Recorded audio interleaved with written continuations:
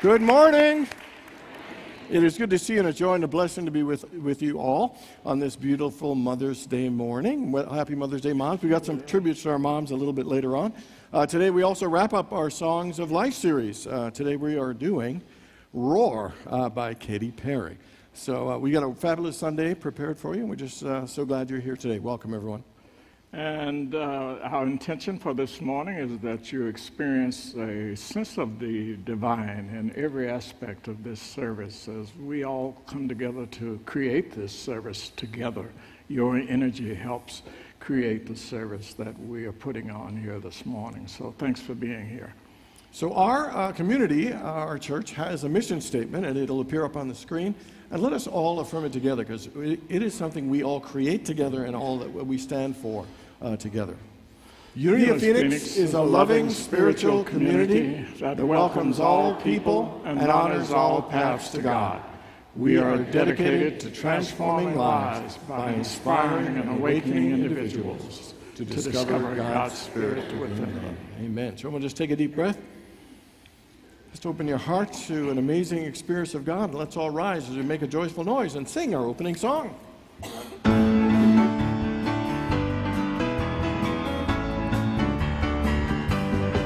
God is love. I am love. You are love. We are love. God is light. I am light. You are light. We are light. God is love. God is light. We are love and light. God is love. God is light. We are love and light.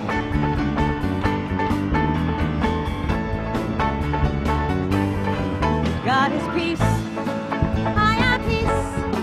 You are peace. We are peace. God is joy. I am joy. You are joy. We are joy. God is peace. God is joy. We are peace and joy. God is peace. God is joy. We are peace and joy.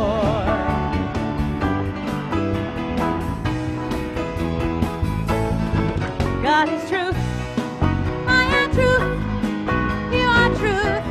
We are truth. God is life. I am life. You are life. We are life. God is truth. God is life. We are truth and life. God is truth. God is life. We are truth and life. God is truth, God is light. We are truth and light. God is truth, God is light. We are truth and life. God is truth, God is light. We are truth and light. God is truth, God is light. We are truth and light. We are truth and light. We are truth and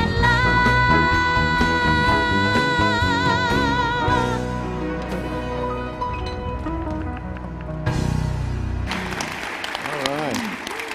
And now in the spirit of community, reach out and greet those around you with a warm handshake or a hug. So right now we want to extend a very special welcome to anyone joining us for the first time. If you're here for the first time, would you stand up so we could love you up, and our archers can give you a flower and some information. First timers, I cheer for everybody. Welcome, everybody. Welcome. Welcome. Just stay standing. If you'll just stay standing for a moment, our ushers will get you a flower and some information. And right now, we just want to say we're so glad that you have chosen to join us for our Sunday worship celebration. And while we may not know you yet, we do know something about you, and we know that you are an amazing and unique expression of God, that the Spirit of God dwells in you, and we're so thrilled that you've chosen to share your presence and your energy with us. And we hope today's service will help you leaving here with your light shining brighter and a little pep in your step and a twinkle in your eye, as our message hopefully reminds you of the great Spirit of God that is in you, and to let that Spirit shine. So let's hear it for our first time guest one more time. Thank you so much for being here. Welcome.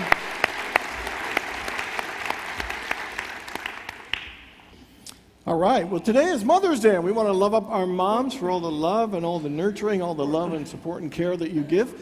And so would all the moms stand up so we could just honor you and acknowledge your love. Moms, let's hear it for our moms. Woo!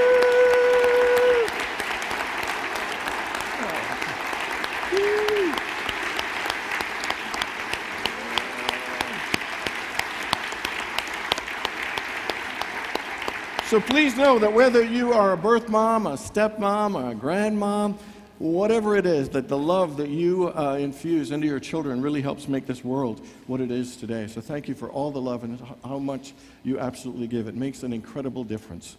And so right now we have a tradition of recognizing our moms. The first thing, we're going to recognize the oldest mom. So if you're a mom that's 65 or older, would you stand up, please? 65 or older mom. You don't have to say your exact age. Okay. 65 or older. So, wait. So stay standing if you're a mom that's 70 or older. Okay? All right, let's hear for that. 75 or older. Okay. Wow, we got some. 80 or older. 80 or older. Well, that's a lot of moms. 85 or older. 85 or older. One. Okay, how about 87 or older? Yeah. Wow. How about 89 or older? Really? Is that the only one? I think you're the only one standing, right? Only one standing. So how old are you? 90 in 3 weeks. Really? Wow. We have a winner. Our oldest mom is 90. Wow. Wow. And now we want to recognize the moms with the most kids. So if you're a mom of 3 children or more, please stand up. 3 children, 3 or more. All right, let's hear it for our moms. All right. 4 children or more. 5 children or more. 6 children or more. Whoa. 7 children or more. 8 children or more. Are you kidding me? 9 children or more. And Ada, how many? 10. Oh, we got... How many? How many? 9? Okay, congratulations. Let's get 9 and 10 with a rose. We got a rose coming for you. And the final one is our newest mom. So anybody become a mom in the last 2 years? Stand up if you've been a mom in the last 2 years. Oh, wow. How about in the last year? In the last year? Whoa, do we got 2? I'm thinking 2. How about in the last 9 months? Oh, there we go, 9 months. Congratulations, Mom. We got a rose coming for you. All right. So we annually celebrate our oldest mom, the mom with the most children, and our newest mom. And this year we're adding a new element, and we're adding moms to be. So we are going to have a little new life ceremony blessings to some of our pregnant moms in our congregation. So I'd like to welcome right now Leah and David Taylor and Rachel and George Chartier. And so we want to welcome, and Reverend Tina is going to lead us in a blessing. So today we welcome the families of our newest congregants to celebrate the lives of the children that they carry within. You know, scientific research has made us very aware that these new babies here are very aware of our emotions, our love, and our energy.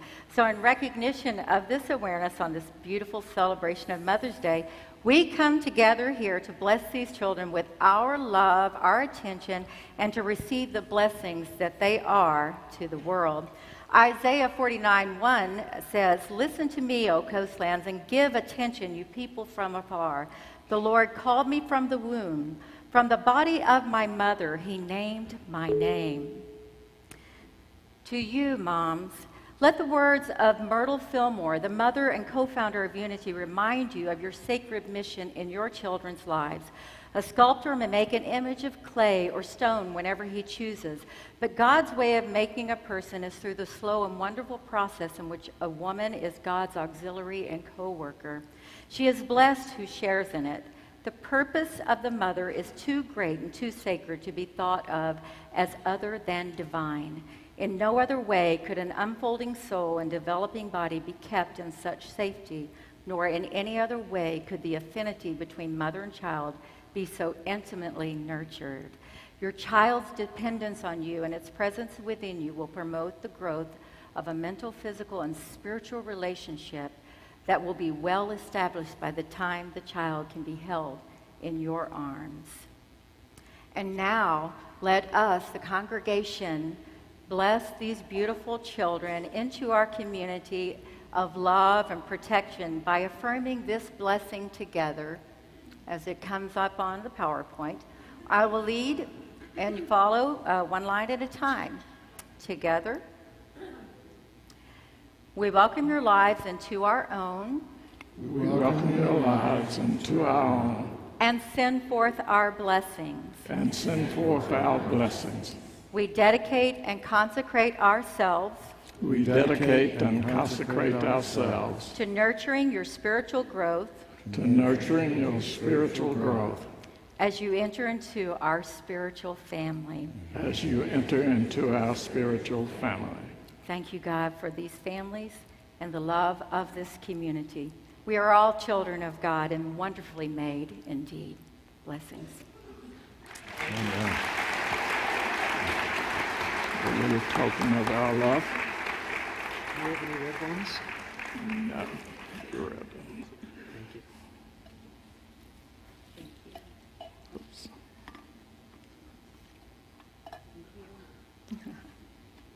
Thank you very much, sir. You're welcome. Blessings. So one more time, let's hear it for our moms-to-be and our families. Congratulations, guys. Beautiful stuff. All right. Surely the presence of the Lord is in this place. As we take a few moments now to literally step aside from the external world and enter into that quiet and secret place that the scriptures speak so eloquently of.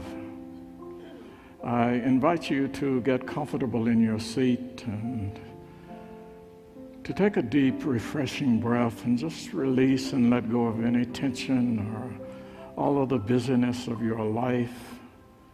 And for the next few moments, just allow yourself to be fully present to this present moment.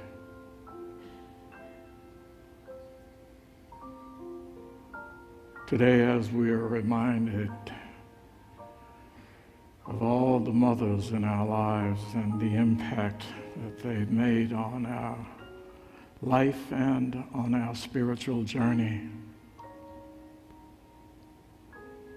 we just take a few moments to celebrate that divine feminine nature that not only exists in our mothers, but exists in each one of us. Because the scriptures reminded us that we are made in and after the whole image of God, both masculine and the feminine.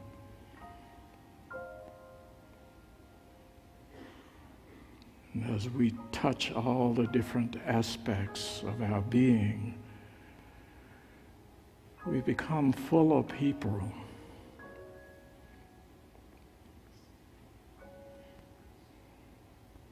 We become whole.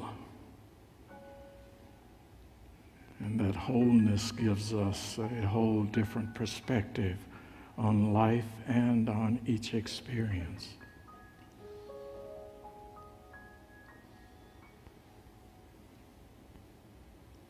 So for the next few moments,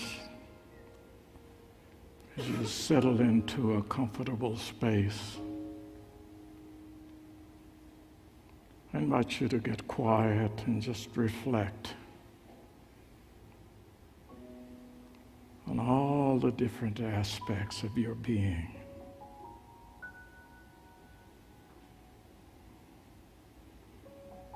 And as you reflect upon those different aspects,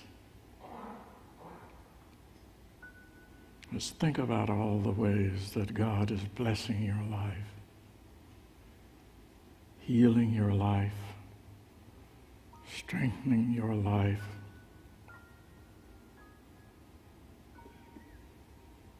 empowering you in ways that you've never dreamed possible before.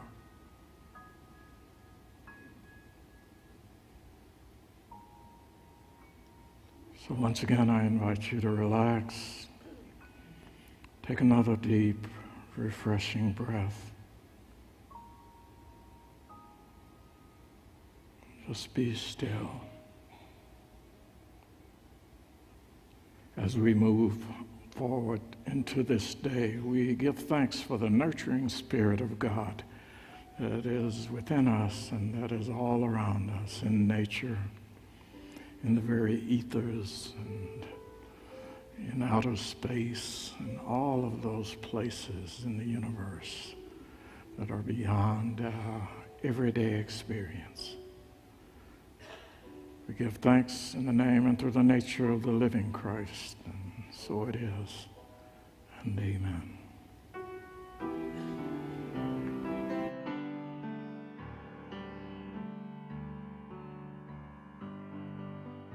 Our Father, who art in heaven,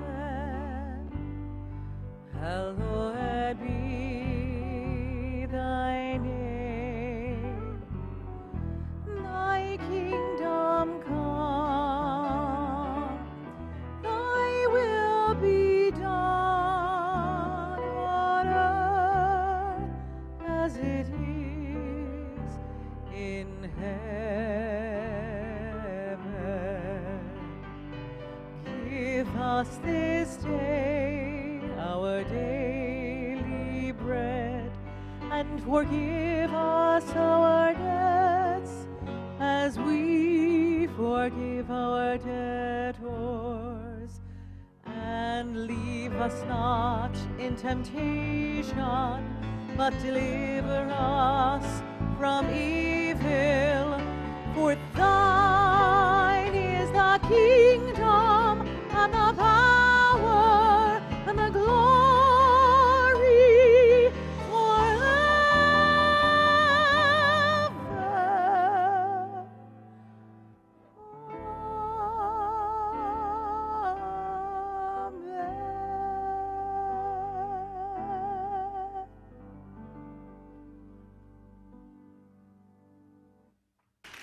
I think we heard her roar. I think we did.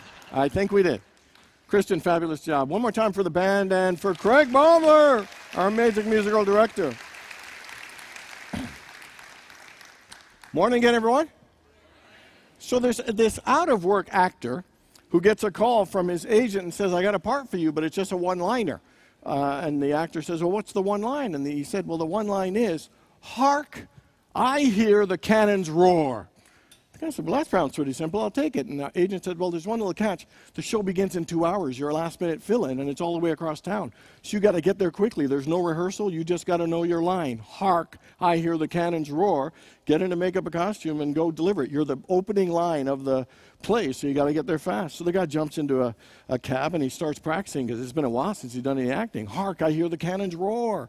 Hark, I hear the cannons roar. Hark, I hear the cannons roar. And he's just practicing. There's a lot of traffic, and he's getting worried he might not get there in time, but he's practicing. Hark, I hear the cannons roar. Hark, I hear the cannons roar. He gets there to the theater just 5 minutes before the show begins, and at the stage door, the guy at the door says, are you Hark, I hear the cannons roar? He said, yes, I am Hark, I hear the cannons roar. So you get him into makeup. They're putting on makeup, his costume. He's saying, hark, I hear the cannons roar. Hark, I hear the cannons roar. Gets to the side of the stage, and the stage manager said, oh, God, are you Hark, I hear the cannons roar? He said, that's me. Hark, I hear the cannons roar. He said that you go on in 10 seconds. So he puts him on the stage, and then the curtain goes up, the spotlight's on him, and he hears a kaboom behind him. And the actor shouts, "Oh my God, what was that noise?" All right. It's tough to find a good roar joke, let me just tell you. It's a tough thing. So today we are talking about finding your roar. Because I absolutely believe that every one of our souls is calling us to roar, to express more deeply and fully the depths of our souls and the fullness of our spirits. But I would say that as much as our souls are calling us to roar, I think some of us are actually afraid to find our roar. We're afraid in some ways to find our voice, afraid to own our power, afraid to speak our truth, afraid to be true to ourselves, afraid to stand our ground, afraid to acknowledge our brilliance, beauty, and magnificence, afraid to play bigger than we've allowed ourselves to play up until this point, afraid to step fully into the person that we are here to be, afraid to step fully into the life that we are here to live, afraid to go deeper into our spirits, to deeper into ourselves. See, I truly believe we're all here to roar. But sometimes we're so scared we don't even want to make a sound.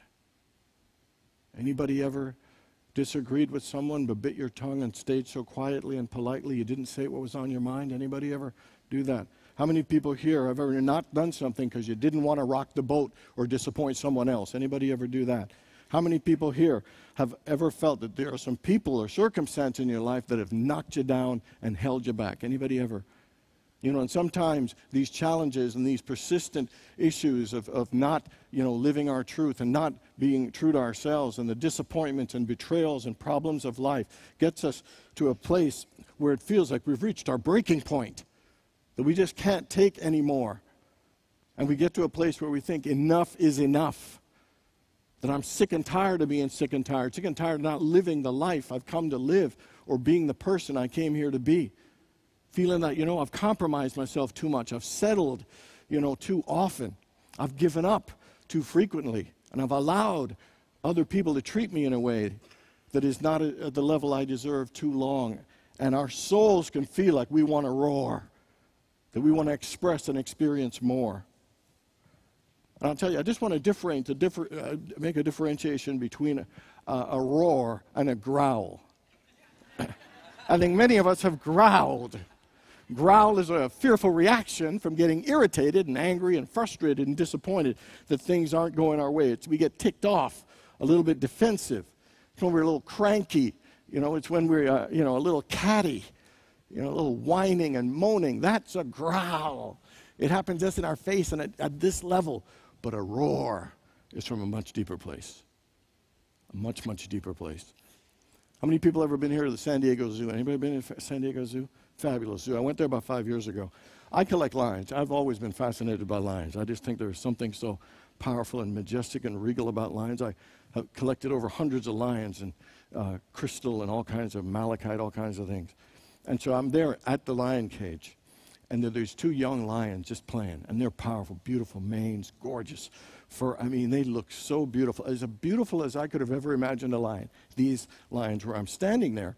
And then they come to the front of the cage, and the one lion just stands right in front of me, full body, right in front of me, like 10 feet away.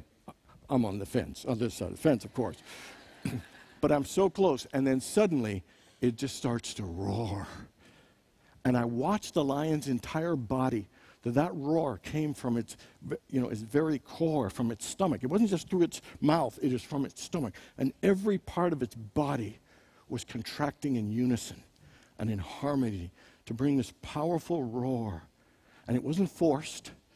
There was something about it that was so calm, so powerful, so authentic, so confident, so clear, that the noise just reverberated in such a powerful and amazing way.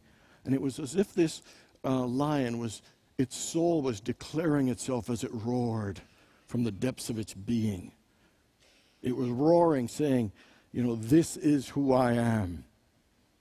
This is my authentic self. There was something so profound about it, that I am the king of the jungle. This is my kingdom. And the roar was so profound. I can't even tell you how amazing it was for me. And I believe that every one of us has a roar in us.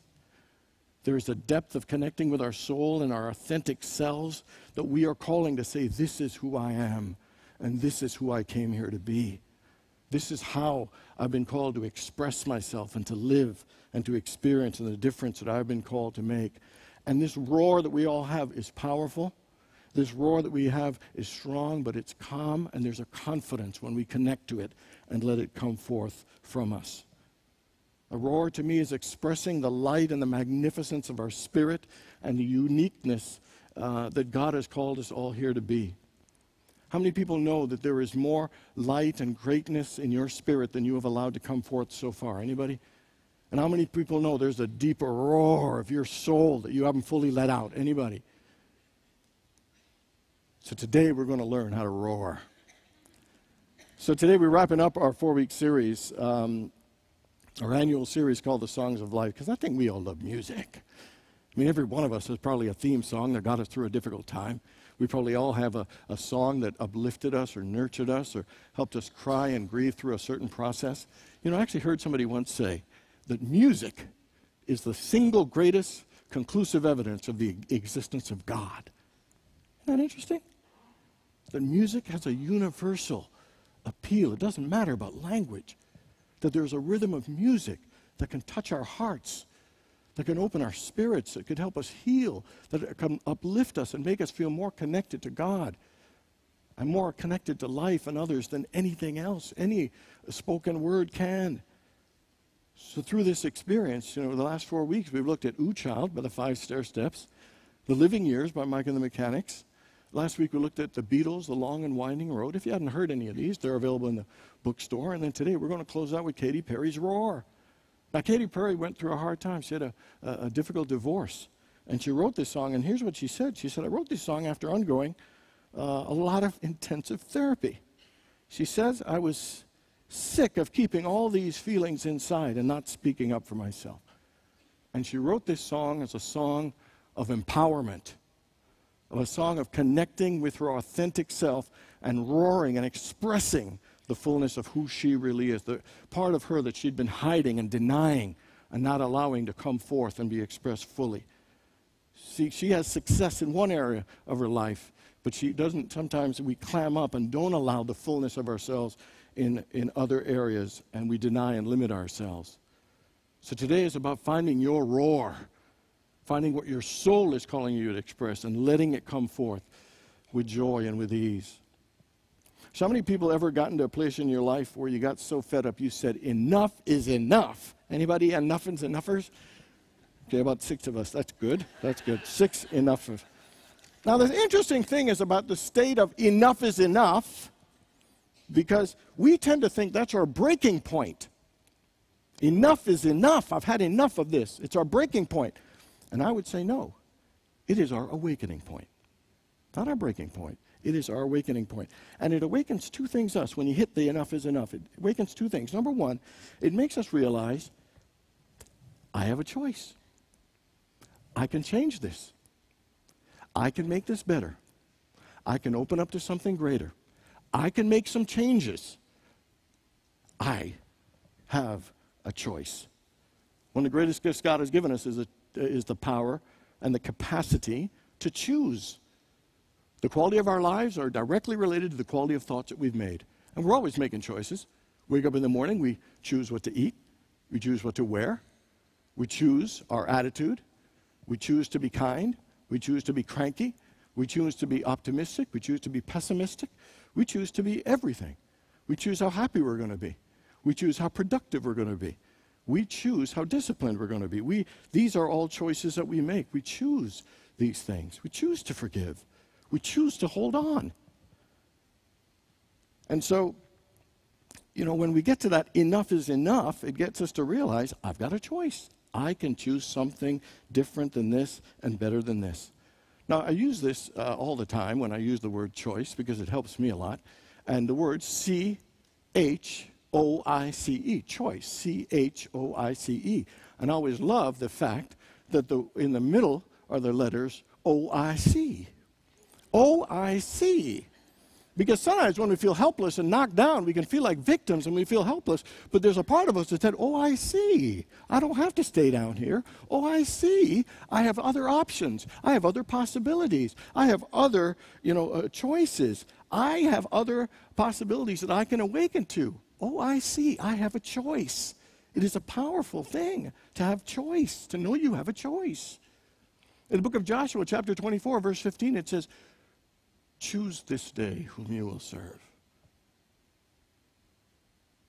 So we can choose to serve our fear and lack and negativity, or we can choose to serve love.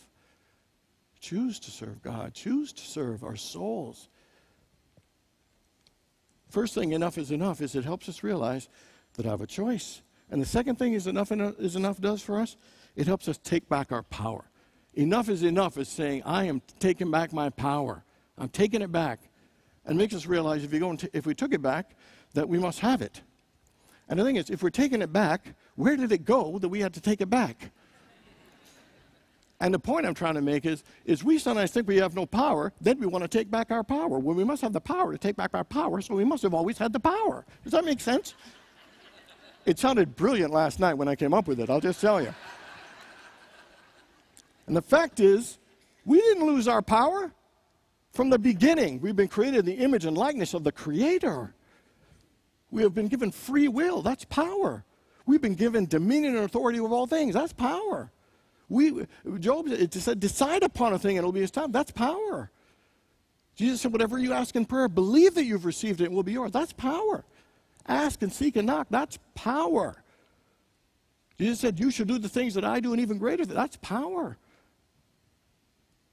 So what happens is we give away our power. It's always been with us, but we give it away sometimes to other people's opinions and expectations. We give our power away to money. We give our power away to food. We give our power away to the weather. We give our power away to the economy. We give our power away to the appearances and our problems. We give our power away to drugs, to sex, to the image we think we should be, to our roles. We give away our power so much. Enough is saying that you have the choice, you can make new choices, and you have the power to change your life. But sometimes we have spiritual amnesia and we forget that we have the choice and the power. And enough is a catalyst, and not the breaking point, but the awakening point that we can choose, and we have the power to make it different. I love the lines of what she says here. I guess I forgot I had a choice. I let you push me past the breaking point. You held me down, but I got up. Get ready, because I've had enough. I see it all. I see it now. And that's one of the things is when you think about if an area in your life where you have felt to yourself, enough is enough. I have had enough. That ain't your breaking point. That is your awakening point. So I ask you, in that area, what is it, where in your life is it calling you to take your power back? Where in your life is it calling you to make new choices? Where in your life is your soul calling you to roar? Because I believe when we hit enough and enough, it's a message from our soul saying, there's a better way. I have a new direction. I have greater possibilities, and I want you to be engaged in it, to call it forth. So enough ain't the breaking point. It is the awakening point of realizing you have a choice. Your soul is calling you to move in direction, and you have the power to begin to move and to make those changes and open up a space for it. Enough is not just about choice, but I think it's also to realize that it takes courage. It takes courage to roar. Samuel Johnson and Robert Frost both once said, courage is the greatest of all virtues.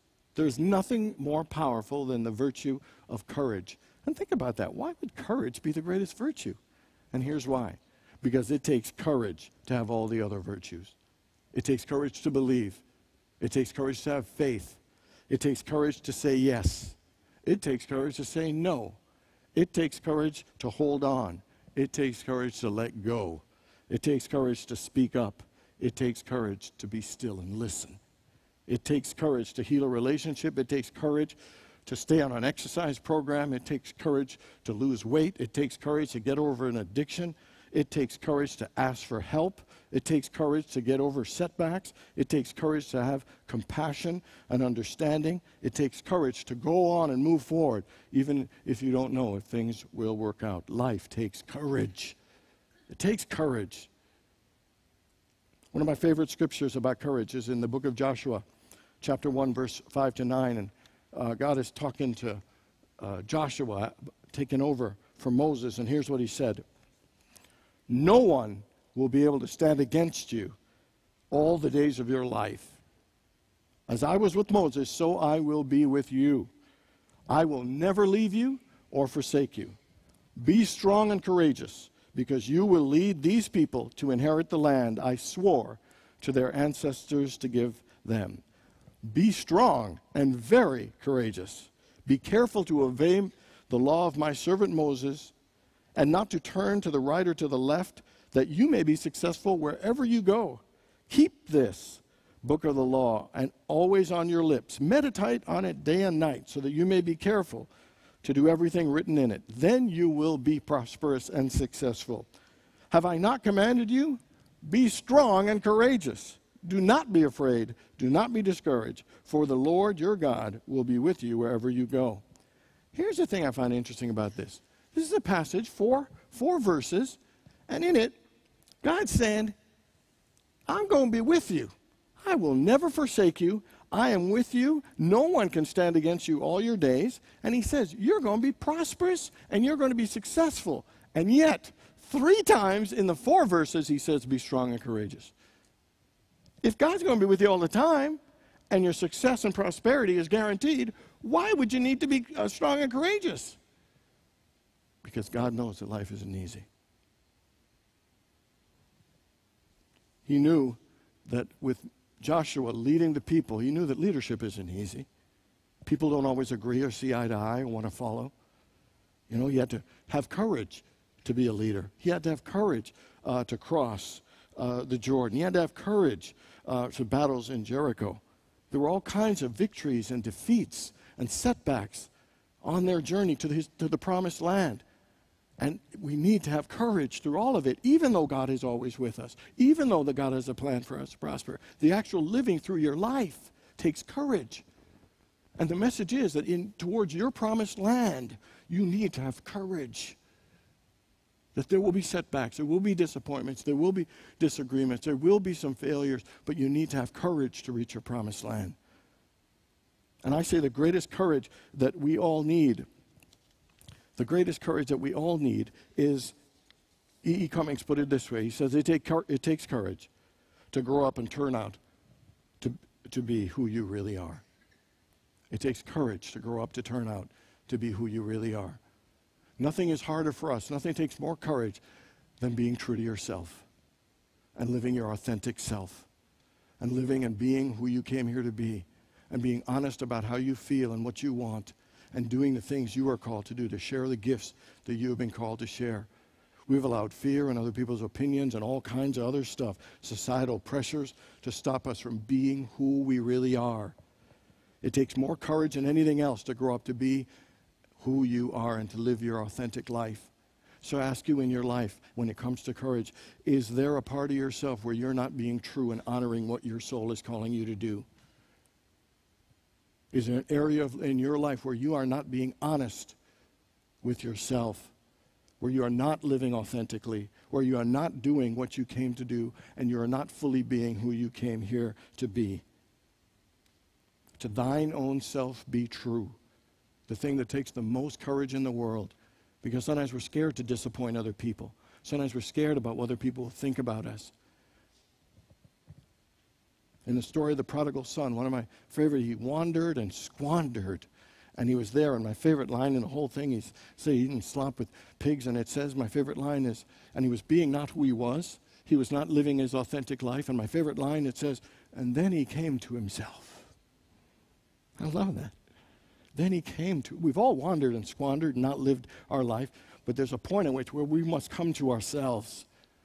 And he had the courage, and did, without blaming and shaming himself, to get up and to have the courage to come to himself and go do what his soul had called him to do, was to reconnect with his Father.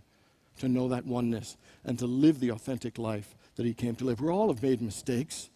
We've all done things that are not honoring of who we are and how we came to be, but we always get a new choice. And it takes courage to make that turnaround, to come to ourselves and own who we are, to listen to our spirit, and to have the courage to follow what that spirit says. Anybody ever see a television evangelist called Creflo Dollar? I just love this guy. Favorite thing Creflo Dollar ever said, or that I heard, was, the poor are those who go without, but the wealthy are those who go within. And I love that. Because to me, if you want to be authentic, it is not about looking outside, it's about looking within. And coming to yourself and aligning yourself with what your soul knows you're here to do, what your soul knows you're here to be. There's something powerful about that. Enough is enough lets us realize that you have a choice and you have the power, but you also need to have the courage to be true to yourself and to come to yourself and align yourself with your soul. And that takes some work of going deep. And the final thing I love about this song, it says, you're going to hear me roar. I got the eye of the tiger, a fighter dancing through the fire, because I'm a champion and you're going to hear me roar louder, louder than a lion. I am a champion and you're going to hear me roar. And I love that. You're going to hear me roar. You're going to hear me express my authentic self. You're going to hear me living from the depths of what my soul is calling me to do. And I love that she chose a tiger and a lion. She went with both cats. You know? And the thing about it, interestingly, guess what? Which one's the biggest and the largest of cats? Anybody? Tiger. Tigers can be up to anywhere between 800 and 1,000 pounds. Lions, about 400, could be as high as 600 pounds. But interestingly, the roar of a lion is more powerful. The roar of a tiger can go about 2 miles. The roar of a lion can travel as far as 5 miles. So I don't know if she knew this, but she picked the best 2 cats that you could pick. I mean, seriously. Powerful, known for their strength, and the roar travels so much further. You're going to hear me roar. And to me, that is about connecting with your soul. And the roar, in my opinion, is not about being loud. It's about being authentic. It's about the authenticity, not anything to do with the being auditory. And to me, it's when we are aligned with our soul, there's a powerful energy that reverberates, and it doesn't have to be a loud yelling thing. Because the more you're anchored and connected in your soul, and the clearer that decision is, the more powerful it is. Anybody ever read the book by David Hawkins called Power versus Force? I mean, it's about power. Authentic power isn't forcing anything. It's that when you're aligned with what your soul's to do, and maybe your soul, maybe your roar right now is just to say no. Maybe your soul is to say, don't do anything, just be still. Maybe that's your most powerful. Maybe it's to say yes. Maybe it's to let go of a job or a relationship. Maybe it's to finally face your past and to go deal with the wounds that you haven't been addressing. Maybe that's what your soul is roaring you, calling you to roar and to do. You know, maybe it is to reach out to a strange family member and to tell them I love you and I forgive you and I would love to reconcile. Maybe it is for you to know that there's a gift that you haven't been sharing of yourself, that it's time for you to step out and to share that gift no matter what anybody thinks. There is something about, when lions roar, they have different roars, And sometimes a roar says, I am the king, I'm the man, I'm just establishing it. And sometimes the roar is, don't come near me. And some roars are like, hey, let's have a meeting, come on. They're different kind of roars. And the point I'm trying to make is that all your roars are different. It's not just about being loud. It's about what your soul's saying right now that's for you to do. And sometimes we get scared thinking, if I ask for help, I'll look too vulnerable. Or if I share my feelings, maybe I'll get laughed at. We think, there's a risk if I reach out and if I fail, or if I look foolish, or if I fall. We think that's the risk. That's not the risk at all. You know what the risk is? The risk is not trying. The risk is not being honest. The risk is not sharing your heart. Because you know why? Because you deny yourself the intimacy. We rob ourselves of joy. We rob ourselves of so much good. In 1945 in Nagamadi, Egypt, they found these manuscripts, these Gnostic texts. And one of the most famous one is called the Gospel of Thomas, and in it, it has all these statements that were attributed to Jesus. And one of my favorite ones that Jesus said in this Gnostic Gospel was this: if you bring forth what is within you, what you bring forth will save you. But if you do not bring forth what is within you, what you do not bring forth will destroy you. And I truly believe that what we bring forth, we share with the world, and it saves us, it saves other people, it brings light into the world. But when we do not bring it forth, the things that we don't share, that we hide, that we withhold and deny, will eat away at us. And they will stifle our soul and our spirit and our joy and our happiness. If you bring forth what is within you, what you bring forth will save you. And if you do not bring forth what is within you, what you do not bring forth will destroy you. It is riskier to not be yourself.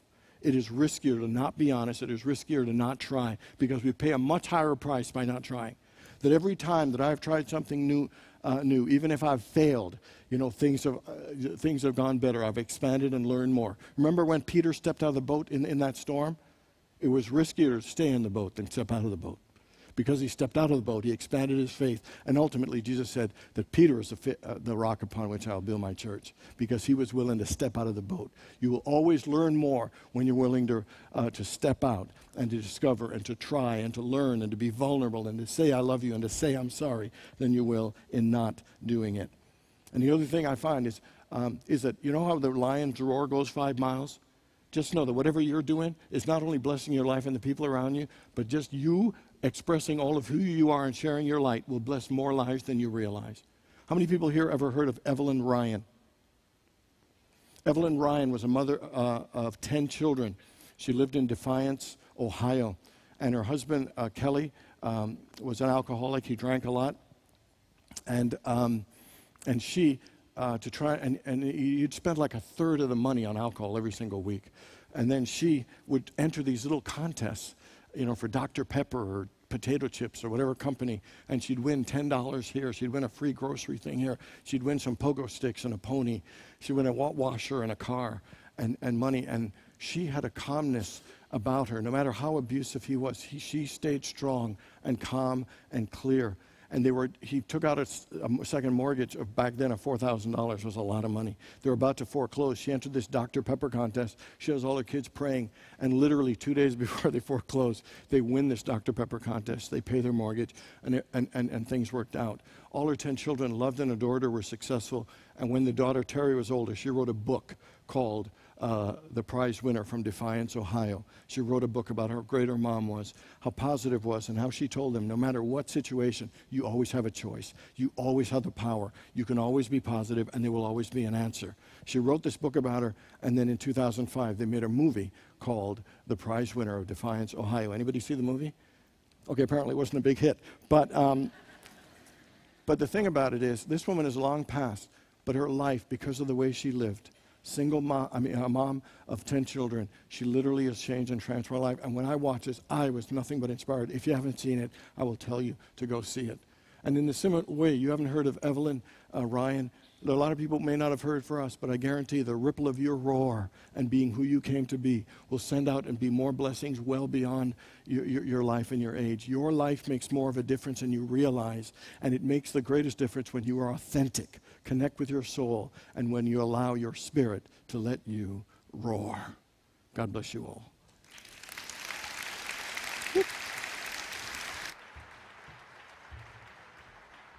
And so, my favorite part, the kids are coming in. Let's sing them in with We Are Walking in the Light. We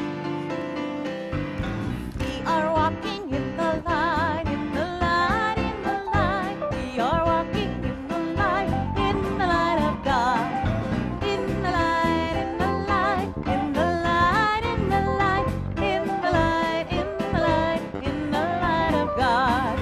We are walking in the joy, in the joy, in the joy. We are walking in the joy of God.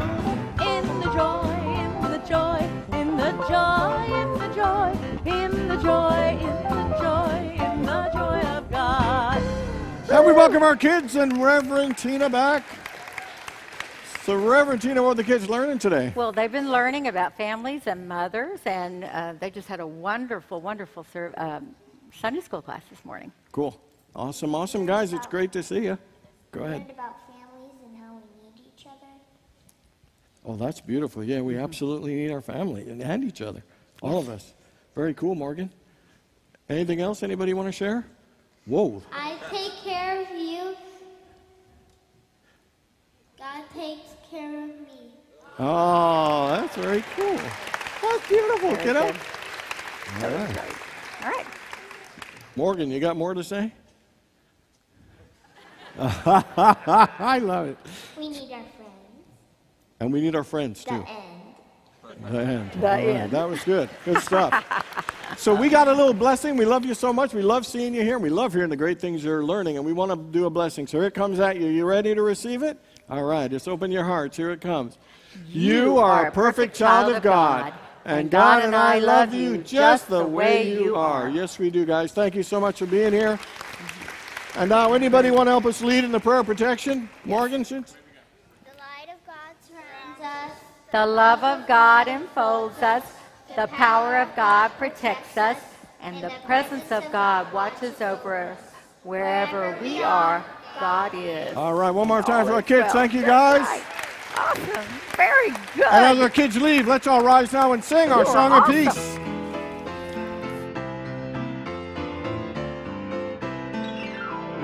Let there be peace on earth, and let it begin with me. Let there be peace on earth, a peace that was meant to be. With God as creator, family all are we. Let us walk with each other in perfect harmony. Let peace begin with me. Let this be the moment now. With every step I take, let this be my joyous vow. Take each moment and live each moment, peace eternally. Let there be peace on earth, let it begin with me. God bless you. Have a great and wonderful week, and happy Mother's Day.